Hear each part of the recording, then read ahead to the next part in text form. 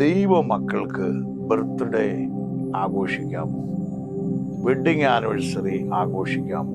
എനിക്ക് ദൈവം തന്ന ചില ചിന്തകളുടെ അടിസ്ഥാനത്തിൽ ഞാൻ 1-2-3 കാര്യങ്ങൾ നിങ്ങളോട് പറയാൻ ആഗ്രഹിക്കുകയാണ്. ഞാൻ എൻ്റെ ഒരു അഭിപ്രായം പറഞ്ഞാൽ, ഈ ഭൂമിയിൽ ദൈവം നമുക്ക് തരുന്ന ആയുസ്, ആരോഗ്യം, ദൈവം തരുന്ന സാഹചര്യങ്ങളെല്ലാം നാം സന്തോഷിക്കണം.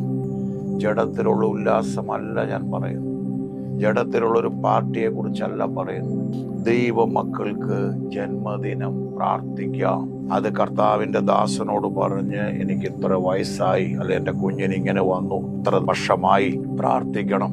അതിൻ്റെ പേരിൽ ആർക്കെങ്കിലും ഒരു ഭക്ഷണം കൊടുക്കുന്നതിന് തെറ്റില്ല.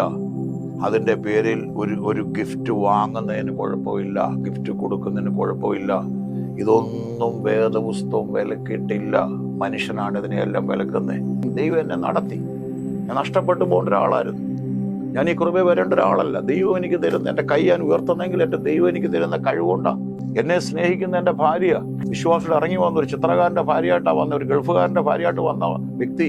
ഞാൻ വിശ്വാസത്തിൽ ഇറങ്ങിയപ്പോൾ എതിർക്കാതെ എൻ്റെ കൂടെ നിന്ന, ഞങ്ങൾ ഒന്നിച്ചുള്ള ഒരു വിവാഹ ജീവിതത്തിന് ഞങ്ങൾ ആഘോഷിക്കണ്ടേ? ഞങ്ങൾ സന്തോഷിക്കണ്ടായോ?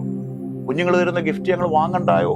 ഇങ്ങനെയുള്ള ജന്മദിനങ്ങളോ, ഇങ്ങനെയുള്ള പ്രത്യേകിച്ച് വിവാഹ വാർഷികങ്ങളോ, അങ്ങനെയുള്ള കാര്യങ്ങളോ നമുക്ക് സന്തോഷിക്കാം. നമുക്ക് ആനന്ദിക്കുന്നതിന് ഒരു വിരോധവുമില്ല. അത് according to the guidance of holy spirit, പരിശുദ്ധാത്മാവിൻ്റെ ഗൈഡൻസിലായിരിക്കണം.